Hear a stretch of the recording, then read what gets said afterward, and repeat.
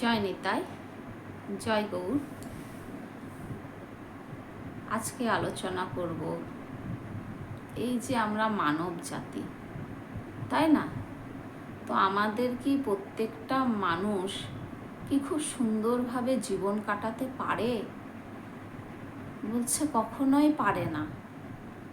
প্রত্যেকটা মানুষের ভেতর একটা না একটা জ্বালা যন্ত্রণা ক্ষোভ রয়েছে। প্রত্যেকটা মানুষের, সে কাউকে নিয়ে হতে পারে, যে কেউ হতে পারে। দেখো, কারো কারো হয়তো স্বামী স্ত্রীর মধ্যে মিল নেই, কেউ কেউ সন্তান নিয়ে সুখে নেই, কেউ বা ধরো যে শরীরে নানাবিধ অসুখ বিসুখ রয়েছে, তার জন্য কথা শুনতে হচ্ছে, সুখে নেই। তো এই যে সুখ জিনিসটা, এই সুখের পিছনে কেউ যদি ছোটে, সে দুঃখই পাবে, সুখ আর পাবে না। কাজে ভগবান তোমাকে যে পরিস্থিতিতেই রাখুক না কেন, তুমি ভগবানকে ধন্যবাদ জানাও। আমি বলছি ভগবানকে ধন্যবাদ জানাও। আজকে যদি মীরাবাইয়ের চরিত্রটা আমরা দেখি, সে তো একটা রানী ছিল, অথচ কী করলো? সব কিছু ছেড়ে দিয়ে বৃন্দাবনে চলে গেল। কার জন্য? ভগবানের জন্য। সারাটা জীবন আজকে গিরিধারী গিরিধারী গিরিধারী করে কাটিয়ে দিল। এই গিরিধারী নিয়েই কাটিয়ে দিল মীরা। তো আমাদের উচিত, দেখো, সংসারে যদি স্বামী স্ত্রী বলো, সন্তানই বলো, হ্যাঁ, বা আত্মীয় স্বজনই বলো, ততক্ষণ পর্যন্ত তোমার সঙ্গে সম্পর্কটা ঠিক থাকবে, যতক্ষণ পর্যন্ত তোমার সঙ্গে তার একটা মনের মিল থাকবে, হ্যাঁ, বা একটা স্বার্থর সম্পর্ক থাকবে, ততক্ষণ পর্যন্ত। তারপরে দেখবে কিছুটা সময় যাওয়ার পর সম্পর্কগুলো নষ্ট হয়ে যাচ্ছে। কোনো সম্পর্ক চিরস্থায়ী হয় না। কেন হয় না? যদি সেই সম্পর্কটা ভক্তিপথের লাইনে হয়ে থাকে, তবে সম্পর্ক চিরস্থায়ী হবে, নচেত কোনো সম্পর্কই চিরস্থায়ী হবে না। সেটা আজ হোক, আজকের বারে হোক, আঘাত দেবেই তোমাকে। এই সংসারে কেউ নিজের বলতে কেউ না। যতদিন পর্যন্ত তুমি সংসারকে কিছু দিতে পারবে, ততদিন সংসার তোমাকে মাথায় করে রাখবে। যেদিন তুমি কিছু আর দিতে পারছো না, সেদিন কিন্তু সংসার তোমাকে ছুঁড়ে ফেলে দেবে। এটাই নিয়ম। তো এই জন্যই বলছি, সময় থাকতে ভজনটা করো, যাতে করে আর যাই হোক এই 84 লক্ষ যোনিটা তোমাকে বারবার ভ্রমণ করতে না হয়। সেই জন্য এমন কর্ম করো যাতে তোমাকে আর আসতেই না হয়। বলছে আহার তো ভগবান সবার জন্যই জুটাচ্ছে, জুটায় নাকি? একটা পশুও আহার করছে, একটা পাখিও আহার করছে, একটা মানুষও আহার করছে। তো তফাৎটা কি হলো? তফাৎ আছে কি? নিদ্রা কার নেই? একটা পশুরও নিদ্রা আছে, একটা পাখিরও নিদ্রা আছে, তোমারও নিদ্রা আছে। ভয় কার নেই? একটা পশুরও ভয় আছে, একটা পাখিরও ভয় আছে। ঝড় আসলে পাখি ভয় পায়, এই বুঝি ডালটা ভেঙে পড়বে, আমার বাড়িটা ভেঙে যাবে, ভয় আছে। তাহলে মানুষেরও ভয় আছে। তাহলে মানুষ কোন দিকে শ্রেষ্ঠ? বলছে মানুষের একটা বুদ্ধি রয়েছে, যেটা অন্যদের থেকে শ্রেষ্ঠ। সেই বুদ্ধিটা কেন ভগবান দিয়েছে? অন্তত তুমি ভজনটা করো, ভজন করো, অন্তত দিনান্তে কিছুটা সময় ভগবানের চিন্তা করো, ভগবানের সেবা করো। অনেকেই মনে করে আমি ভাগবত সেবা করি, আমি প্রসাদ ভুজি, বিশাল বড় জায়গায় পৌঁছে গেছি। লাভ নেই, অচিরেই পড়ে যাবে। যখন তোমার ভেতর অহংকারটা চলে আসবে, তুমি উঠতে পারবে না, পড়ে যাবে, ধপাস করে পড়ে যাবে। কোনো কিছু নিয়ে বেশি অহংকার করতেই নয়, সে ভজনই হোক আর যাই যে কোনো রাস্তায় হোক। কী নিয়ে অহংকার করছো? শরীর সৌন্দর্য থাকবে না, একটা সময় পর চলে যাবে, অসুখ ধরবে। কী নিয়ে অহংকার করছো, টাকা পয়সা লাভ নেই। যেদিন সংসারে অসুখ ঢুকে যাবে না, রথের চাকার মতো টাকা বেরিয়ে চলে যাবে, কোনো লাভ নেই। সময় থাকতে দান করো। কোথায় দান করবে? ভাগবতে দান করো। সব থেকে শ্রেষ্ঠ দান হচ্ছে ভাগবতের দান। ভাগবতে দান করো, ভাগবতের সেবা করো। এই সেবাটা শিব পেয়েছে, পার্বতী পেয়েছে, ভাগবত সেবা তো তারাও পায়নি। তাহলে তুমি আমি কোন কে যে আমরা ভাগবত সেবা করতে পারবো? হ্যাঁ, দুর্গা ঠাকুরকে কি একটু ভোগ লাগালাম, হ্যাঁ, আর ঠাকুরের প্রসাদ খেলাম, হয়ে গেল ভাগবত সেবা? এতই সোজা? এত সোজা নয়। ভাগবত সেবাটা এত সোজা নয়। হ্যাঁ, একটু জল ভাত নয়, ছেলে খেলার জিনিস নয়। এটা অনেক, মানে কি বলবো, এত সোজা নয়, এটা অনেক কঠিন বিষয় আছে। কাজেই অহংকার যেন না হয় যে আমি প্রসাদ খাচ্ছি মানে বিশাল কিছু হয়ে গেলাম। অনেকে তো নিরামিষ খায়, প্রসাদও খায় না বা নিরামিষও খায় না, এমন ভাব দেখায় মানে প্রসাদ ভুজি হয়ে গেছে। তাদের পাশে যাওয়াও মুশকিল, এত অহংকার তাদের। তো যাই হোক, যার যার অহংকার তার তার কাছে।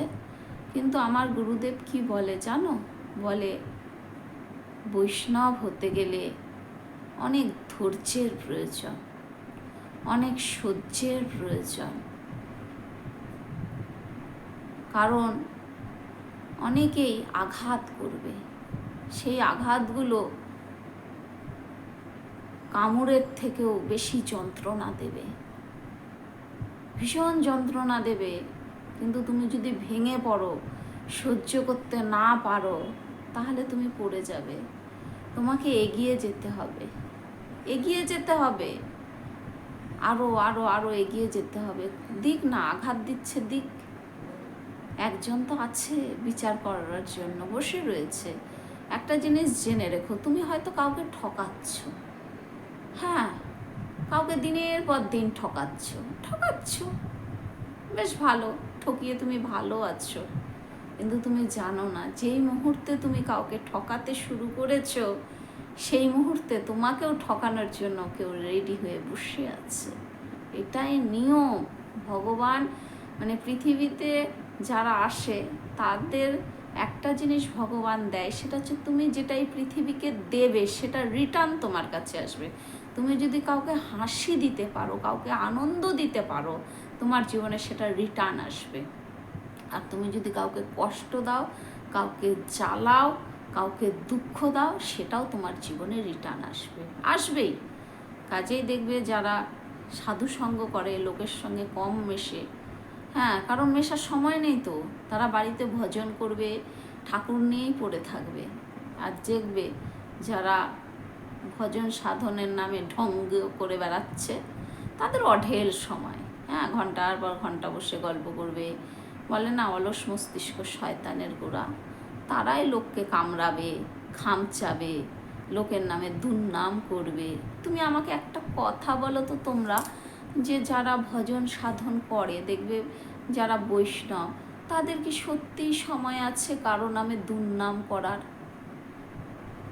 নেই, থাকবে না তো। কারণ তারা যখন ভজন করবে, ভজন করে মন ভরবে না, মনে হবে কি আরেকটু ভজন করি, আরেকটু ঠাকুরের নাম করি, আরেকটু গ্রন্থ পাঠ করি। সময় নেই তাদের।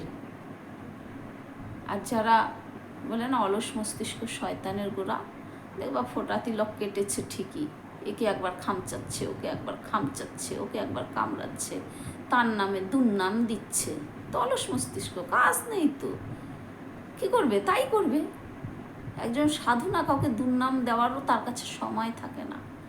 তো আমার গুরুদেব এটাই বলছে যে যারা প্রকৃতই বৈষ্ণব, তাদেরকে অনেক ধৈর্য ধরতে হয়, অনেক ধৈর্য, অনেক সহ্য ক্ষমতা আনতে হয়, না হলে বৈষ্ণব হতে পারবে না।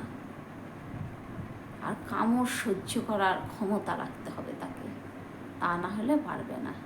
কারণ কি, তুমি যখন একটা ভালো কাজ করবে, একটা সৎ কাজ করবে, একটা সৎকর্ম করবে, তখন কি হবে জানো তো? তারা তো তোমাকে কোনোভাবে হেল্প যদিও বা করবে কি করবে না পরের কথা, তারা চাইবে তুমি কাজটা যেন করতেই না পারো, নানাভাবে বিঘ্ন সৃষ্টি করবে। তাও যদি তুমি কোনোভাবে কাজ করে ফেলো, তখন কি করবে? তোমার নামে একটার পর একটা দুর্নাম দেওয়ার চেষ্টা করবে। এটা হয়নি, ওটা হয়নি, এটা হয়েছে, সেটা হয়েছে, মানে তোমাকে বিচলিত করার চেষ্টা করবে। আমার কথার অর্থটা এটাই যে তোমাকে বিচলিত করার চেষ্টা করবে, যাতে তুমি বিচলিত হয়ে যাও। কিন্তু ভগবান যদি কারো মাথার ওপর ভগবানের আশীর্বাদ থাকে, গুরু গোবিন্দর আশীর্বাদ থাকে, গুরুদেবের হস্তকমল যদি মাথার ওপর থাকে না, তাহলে এরকম শত বাধা বিঘ্ন যতই আসুক, শিষ্যরা এমনিই পার হয়ে যাবে। কারণ এটা আমার গুরুদেবের ওপর আমার অটুট বিশ্বাস। যেমন এক সময় আমারই কথা বলছি, গুরুদেব এসে বলেছিল, উমামা একটা ভাগবত সপ্তাহের আয়োজন করো। আমার করার সত্যি ক্ষমতা ছিলও না। তখন তিনি বলেছিল, তুমি নিজে না পারলে তোমার গুরু ভাই বোনদেরকে নিয়ে করো। আমি বলেছিলাম, বাবা আমি কি পারবো? এই একটা প্রশ্নই করেছিলাম। ভাগবত সপ্তাহযোগ্য কিন্তু চারটিখানি কথা না, সেখানে প্রচুর সাধু গুরু বৈষ্ণব আসে। হ্যাঁ, অপরাধ হওয়ার ভয়টা বেশি থাকে। তো উনি আমায় বলেছিল, আমার আশীর্বাদ আছে, তোমাকে চিন্তা করতে হবে না, তুমি নামো, নিশ্চয়ই পারবে। তো বাবার এই একটা কথার উপর আমার না অটুট বিশ্বাস ছিল যে বাবা যখন বলেছে হবে, এটুকু আমার বিশ্বাস ছিল। আর সত্যি যখন অনুষ্ঠানটা শুরু হলো, মানে আমি বলে বুঝাতে পারবো না, এত ভক্ত এসেছিল, ভক্তরা এত আনন্দ করেছিল সেই অনুষ্ঠানে, দেখে না মানে চোখে জল চলে এসেছিল যে সত্যিই তো আজকে কত ভক্ত আনন্দ করলো অনুষ্ঠানে। তো এই যে বিশ্বাস, এইরকমভাবে গুরুদেবকে বিশ্বাস রাখতে হবে সব সময়। আর একটা জিনিস মাথায় রাখতে হবে, তুমি যখনই যেখানেই যাও, যে কোনো কাজে যাও, গুরুকে স্মরণ করো। দেখবে আমি যতদূর জানি তুমি ঠেকবে না কোনো দিন। যদি তুমি সৎ কাজে যাও, অসৎ কাজের কথা আমি বলছি না, যদি তুমি কোনো সৎ কাজে যাও, গুরু গোবিন্দকে স্মরণ করে বেরিয়ে যাও, দেখবে তুমি জিতবে। আজকে দেখো অনেকেই গৃহপ্রবেশ করে, তাই তো? গৃহপ্রবেশ করার সময় খুব ধুমধাম করে গৃহপ্রবেশ করছে, হ্যাঁ, কত লোককে খাওয়াচ্ছে। বৈষ্ণবরা কিভাবে গৃহপ্রবেশ করে বলছে, বৈষ্ণবরা যখন গৃহপ্রবেশ করে সেই কার্ডের ওপর লেখে যে গোবিন্দর গৃহপ্রবেশ, আপনারা সবাই আসবেন প্রসাদ পেতে। বলে না যে আমার গৃহপ্রবেশ, হ্যাঁ, কি বলে? গোবিন্দর গৃহপ্রবেশ বা গিরিধারীর গৃহপ্রবেশ। হ্যাঁ, এরকম একটা কথা তারা বলে। তো কি হচ্ছে? গৃহটাকেও ভগবানকে অর্পণ করে দেওয়া হচ্ছে। কাজে ভগবানের গৃহে যখন তুমি থাকবে, তখন নিশ্চয়ই তোমার সঙ্গে সব কিছু ভালোই হবে, খারাপ কিচ্ছু হবে না। ঠাকুর যা করে মঙ্গলের জন্য। বলছে নিজের সবটুকু ঠাকুরকে দিয়ে দাও, সবটুকু দিয়ে দাও, নিশ্চিন্তে থাকতে পারবে। আর যদি দিতে না পারো, অর্থের পিছনে ছুটছো, টাকার পিছনে ছুটছো, হ্যাঁ, দু হাতে রোজগার করছো, ভালোই করো, রাতের বেলা তোমার ঘুমটাও নিশ্চিন্ত হবে না। হ্যাঁ, ওই ঘুমের ট্যাবলেট খেয়ে ঘুমাতে হবে। যাই হোক, আমার আলোচনার বিষয় এটা ছিল না, বলে ফেললাম বলতে বলতে। তো একটা জিনিস মাথায় রেখো, সৎকর্ম করো, গুরুর উপর অটুট বিশ্বাস রাখো। হ্যাঁ, আসবে একটা করে ঝড়, সেই ঝড়টা গুরু গোবিন্দর কৃপায় পারও হয়ে যাবে, কিন্তু ভরসা রাখতে হবে, ভরসা রাখো। আর বৈষ্ণব হতে গেলে যেটা সব থেকে বেশি প্রয়োজন, সেটা হচ্ছে ধৈর্য।